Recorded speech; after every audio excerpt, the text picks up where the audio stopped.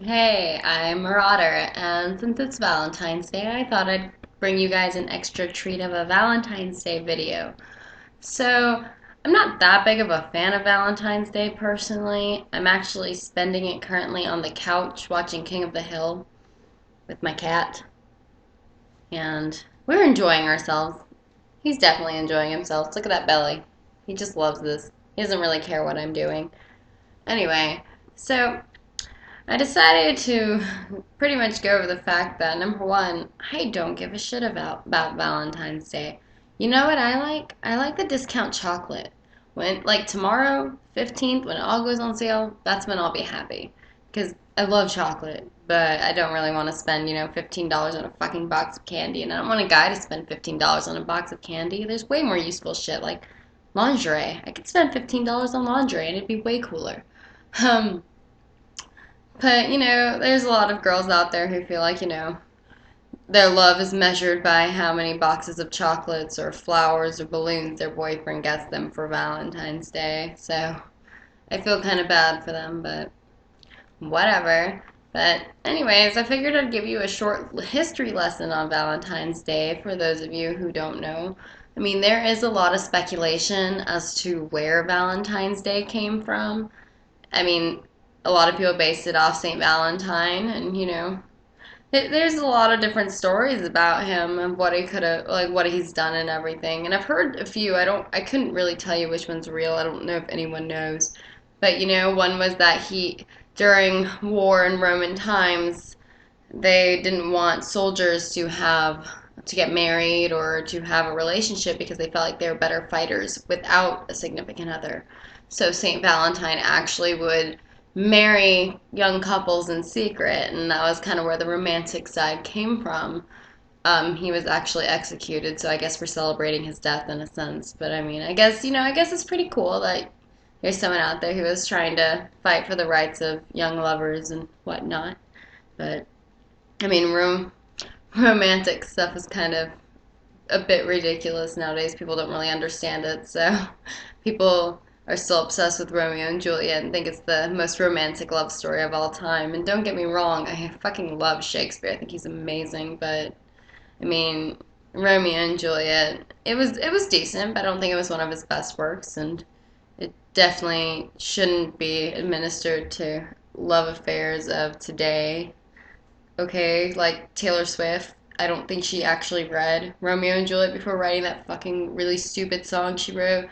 Where like oh, she's gonna go buy a white dress because her dad said, okay, cool, whatever, marry Romeo. But no, that's not what happened. You both die, you dumb bitch. That's kind of why I don't like Taylor Swift. She kind of just pisses me off because who doesn't read a book before writing a song about it? I guess it's not even really a book; it's a play. But like, still, it's a good play. You should at least read it if you're gonna write a song about it. Got cat hair on my lip because of my cat.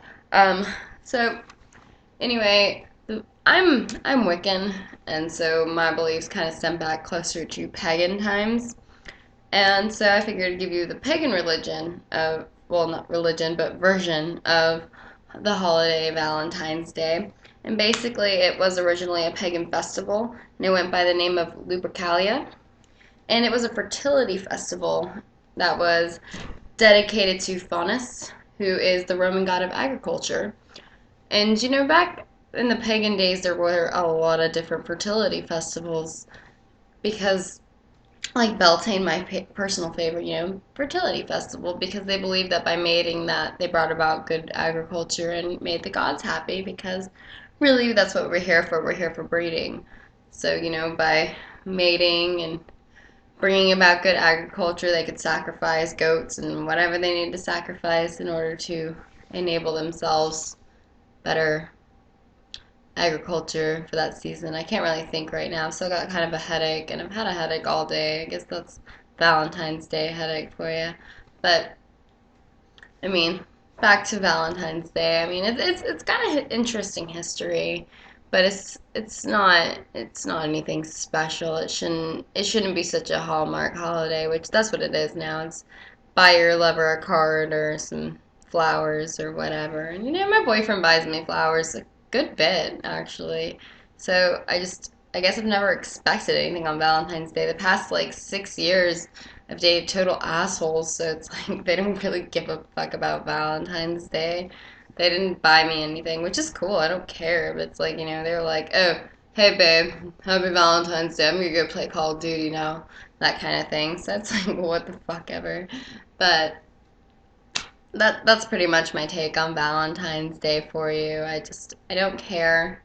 And I think I'm gonna spend the day with my cat, and then I'm gonna take my dog to the vet, and then I'm gonna go hang out with my family up in Swanee, like cool kids. My cat's biting my hand right now. So, anyway, here is the last peek at my adorable cat. This is Murderface, by the way. He waves. He's really spoiled, and I can pretty much do whatever I want with him because he doesn't care. Whee! That's why you just kind of torture your cats when they're little with love and just be like, oh, I'm going to love you no matter what. And they just kind of fall over like, fine, I guess I can put up with this. Now he's chewing on my arm.